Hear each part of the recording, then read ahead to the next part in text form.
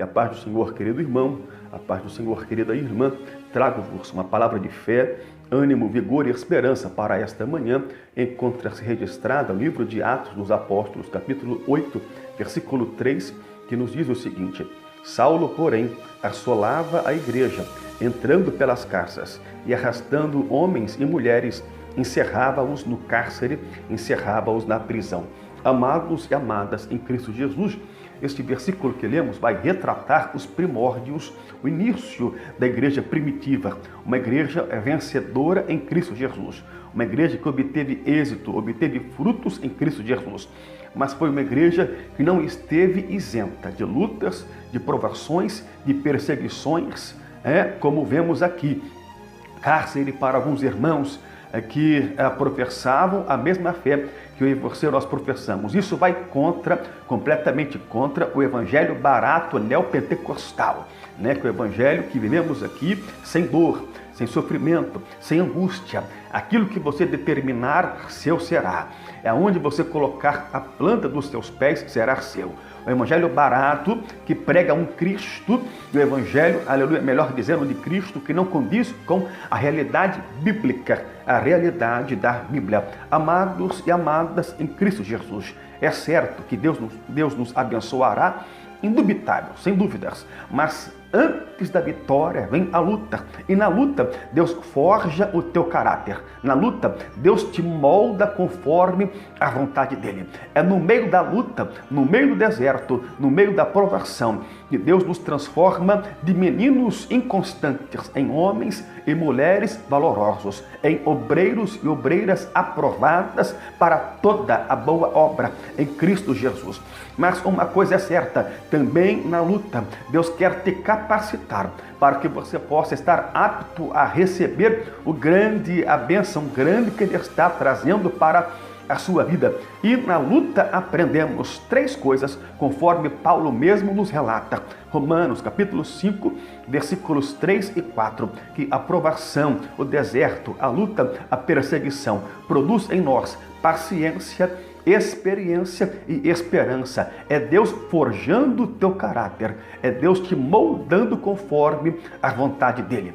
Paciência, porque quem come apressado come cru. Queremos as coisas para o nosso tempo, queremos a coisa para o tempo de agora, o tempo de hoje, mas não é assim, não. Primeiro Deus vai te forjar o teu caráter, moldar-te conforme a vontade dele, para depois te aprovar e entregar para você a vitória.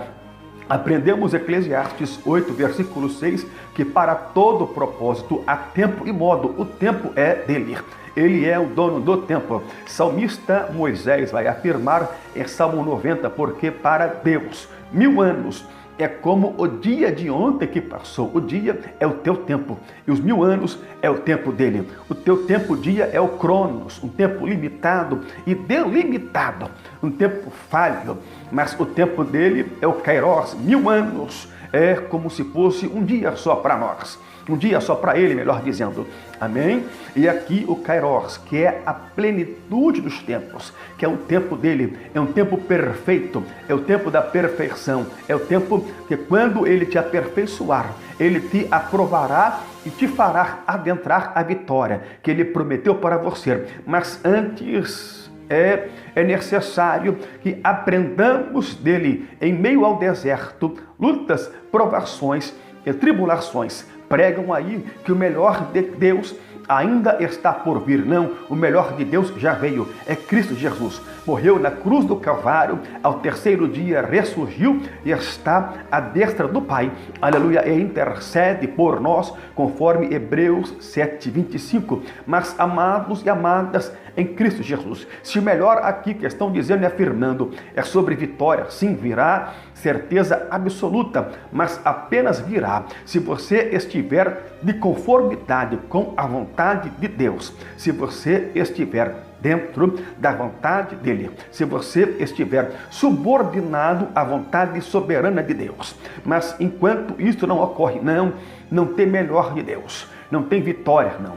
Mas quando nós aprendemos que tudo é para ele, que eu sou dele, quando nós aprendemos que o tempo é dele, aleluia, e que a vontade é dele, então a vitória é certa para a glória do nome dele. Esse versículo aqui causa espanto, causa assombro em muitos irmãos, mas como pode a igreja primitiva, uma igreja vencedora, que tantas almas ganhou para Cristo, que difundiu o evangelho às nações, até então, aquela época conhecidas, passar lutas, provações, prisões, cárcere, como pode isso aí? Mas amados e amadas em Cristo Jesus, aleluia, é o que aqui disse, é o que aqui eu mencionei. As lutas fazem parte do nosso cotidiano, as lutas fazem parte do nosso dia a dia. O próprio Jesus, nosso Senhor Jesus, afirmou: no mundo tereis aflições, mas tem de bom ânimo, eu venci e nós também venceremos. Complemento aqui,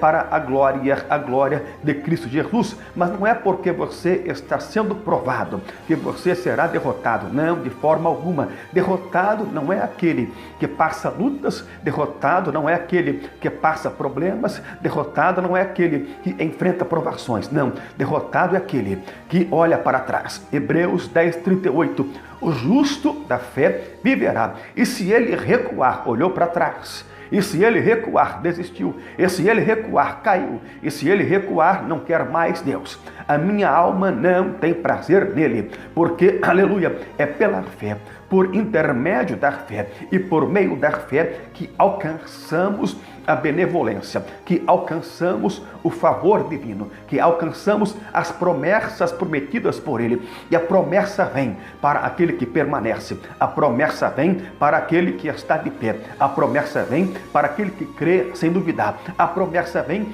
para aquele que cumpre os desígnios, os princípios bíblicos, não os quebrando, para aquele que cumpre a palavra do Senhor Jesus, para aquele que aguarda e aguarda com paciência, para aquele que está nos Salmos 40, esperei com paciência no Senhor. Muitos não gostam do Salmo 40, mas é necessário esperar com paciência nele, aleluia, pois é esperando com paciência nele que a vitória vem, a vitória chega para a glória de Cristo Jesus. A igreja primitiva colheu vitórias, lutas, colheu vitórias e colheu exaltações, mas antes ela teve que passar por lutas e provações. Amados e amadas em Cristo Jesus, para colhermos vitórias e exaltação é necessário passarmos antes pelas lutas. Mas uma coisa é certa, tranquilize o teu coração, pois o mesmo Senhor que afirmou aleluia, que passaríamos por lutas e provações, ele mesmo disse: eis que estou convosco todos os dias, até a consumação dos séculos. E se ele está com você, se ele está comigo, se ele está conosco, a vitória é certa. A queda não é mais visível, a queda não é mais possível, melhor dizendo, porque ele nos ajudará e não deixará o nosso pé tropeçar, mas nos dará a vitória para a glória do nome dele. Amados e amadas em Cristo Jesus. A igreja primitiva aqui, Saulo, aqui havia o capítulo 8 começa com a morte de Estevão, que era um discípulo, que era um dos apóstolos da igreja primitiva, e ele morre apedrejado. E aqui Saulo consente na morte dele.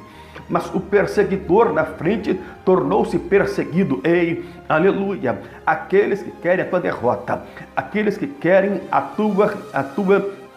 tua queda, se surpreenderão no que Deus irá fazer para contigo. Deus irá te exaltar, não tenha dúvidas disto, mas antes permaneça firme, permaneça fiel, porque a vitória vem para quem permanece crendo, acreditando e fiel às promessas e fiel ao Deus que prometeu as promessas. Fica tranquilo, é o hino da Kemili, porque Deus te trará a vitória. Mas se a luta veio, aleluia, descansa nele, porque, aleluia, a vitória é certa para aquele que em meio à luta não murmura, não desiste, não olha para trás, mas permanece fiel, olhando apenas para o autor e consumador da nossa fé. Tenha um dia abençoado em Cristo Jesus.